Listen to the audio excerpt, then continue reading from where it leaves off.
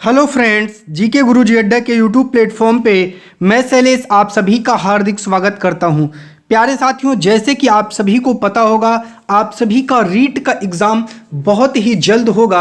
अर्थात आपके पास बस मान के चलिए जनवरी और लगभग 20 से 25 दिन आपको फरवरी में मिलेंगे। तो आपके पास समय बहुत कम है और क्लासेस हम आपके लिए रोज़ चला रहे हैं। सीडीपी की क्लासेस रोज़ आपकी चल रही हैं और 2 से 3 मैराथन में हम आपको पूरा एसएसटी कवर करवा देंगे दोस्तों। तो उसके लिए परेशान मत होइए, ठीक है। तो आप लोग लगातार जो आपको क्लासेस दी जा रही हैं उनको पढ़ते रहिए। बाकी जो प्रैक्टिस के क्वेश्चन रहेंगे वो भी आपको करवाए जाते रहेंगे।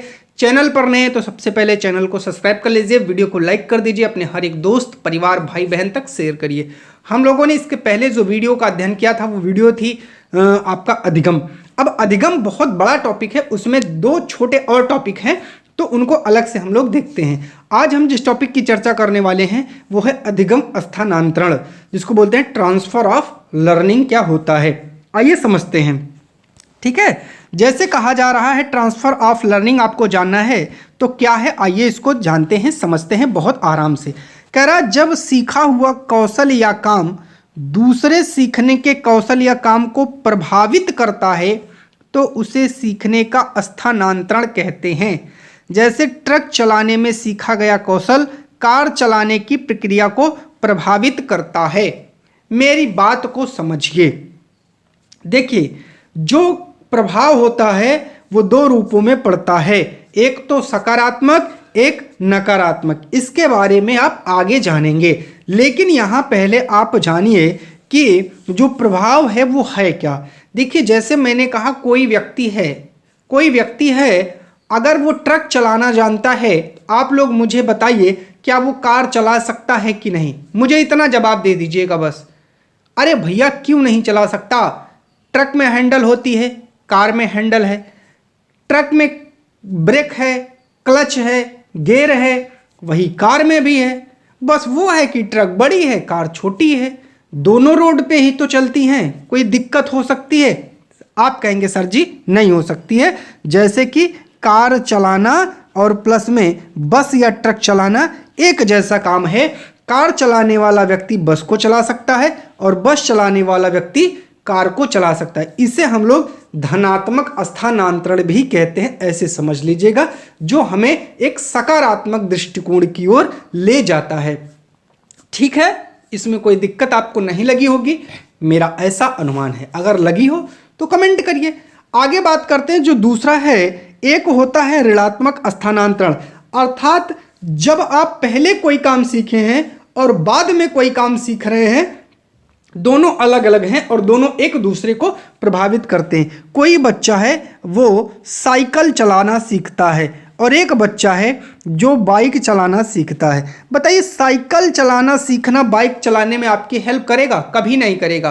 अरे भाई, साइकिल में क्लच नहीं होता है, साइकिल में गियर नहीं होते हैं, साइकिल में उस तरीके से आपको स्पीड नहीं ले जाना है। तो यहाँ आपको बाइक पूरा नए सिरे से चलाना सीखना पड़ेगा। साइकिल के लिए आपको लाइसेंस की जरूरत नहीं है, बाइक के लिए आपको लाइसेंस चाहिए। क्लच, गियर, ब्रेक और स्पीड, इन सब का आपको ज्ञान चाहिए, ठीक है। तो हम कह सकते हैं कि साइकिल चलाना और बाइक चलाने में दोनों क्या है, एक दूसरे के अपोजिट हैं। अर्थात यहाँ जो ट्रांसफर ऑफ लर्निंग है वो निगेटिव पोजीशन में है। साइकिल चलाना किसी भी रूप से बाइक चलाने में जो है समर्थन नहीं देता है। अर्थात कह सकते हैं कि जो भाई साइकिल चलाना सीख लेते हैं वो ज़रूरी नहीं है कि बाइक भी चला ले, और ये भी बात ज़रूरी है कि जो बाइक चलाना जानता हो वो साइकिल चलाना सीख जाए। तो आपको बहुत अच्छे तरीके से ये बात हमारी समझ में आ गई होगी। बात करते हैं भैया अधिगम का स्थानांतरण क्या होता है, ट्रांसफर ऑफ लर्निंग क्या होता है, आइए समझते हैं। सबसे पहले आपको जानना है धनात्मक स्थानांतरण। इसको इंग्लिश में क्या बोलते हैं? पॉजिटिव। धनात्मक शब्द क्या होता है? पॉजिटिव। आपको समझ में आ गया, जो चीज़ पॉजिटिव होगी वो हमारे हितकर होगी, हमें बेनिफिट प्रदान करेगी। धनात्मक स्थानांतरण पूर्व ज्ञान, अनुभव या प्रशिक्षण नई बातों को सिखाने में सहायता प्रदान करता है। जैसे कोई व्यक्ति ट्रक चलाना सीखा है तो वो कार चलाना सीख जाएगा। किसी कार्य को करने का ज्ञान योग्यता अथवा अनुभव जब अन्य कार्यों को करने में सहायक होता है तब इसे सीखने का धनात्मक स्थानांतरण माना जाता है। जैसे हिंदी भाषा का ज्ञान संस्कृत भाषा सीखने में सहायता प्रदान करने के कारण धनात्मक स्थानांतरण कहलाएगा। आपको ये बात समझ में आनी चाहिए। या ट्रक चलाने वाला व्यक्ति अगर कार को चलाना सीख जाएगा, मतलब सीखता है या चला लेता है, तो यही क्या है, धनात्मक स्थानांतरण की कैटेगरी में आता है। चलिए बात करते हैं इसमें जो दूसरा टॉपिक है वो है आपका ऋणात्मक स्थानांतरण। किसी कार्य को करने का ज्ञान जो है, योग्यता अथवा अनुभव जब दूसरे कार्य को करने में घातक हो तब इसे सीखने का ऋणात्मक स्थानांतरण कहा जाता है।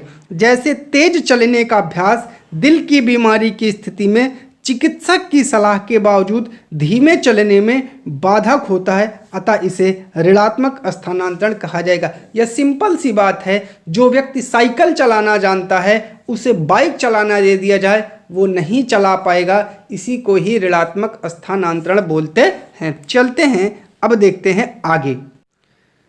आगे है आपका बाबू जिसे हम लोग कहते हैं, एक तो है आपका शून्य स्थानांतरण। बात करते हैं शून्य स्थानांतरण की। सीखने की प्रक्रिया में जब पूर्व अनुभव ना तो सहायक होता है ना ही बाधक होता है तो वहाँ पर अधिगम का शून्य स्थानांतरण पाया जाता है, याद रखिएगा, ठीक है। चलिए आगे बात करते हैं हम लोग क्षैतिज स्थानांतरण की।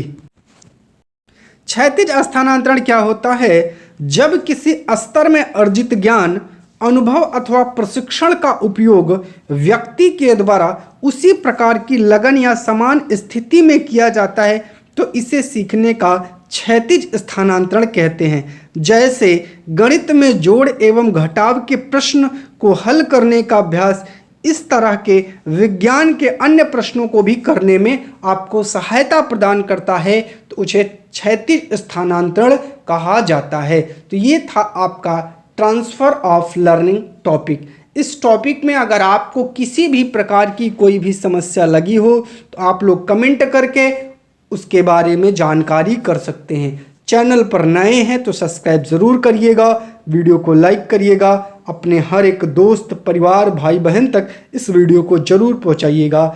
चैनल पर जुड़ने के लिए बहुत बहुत धन्यवाद।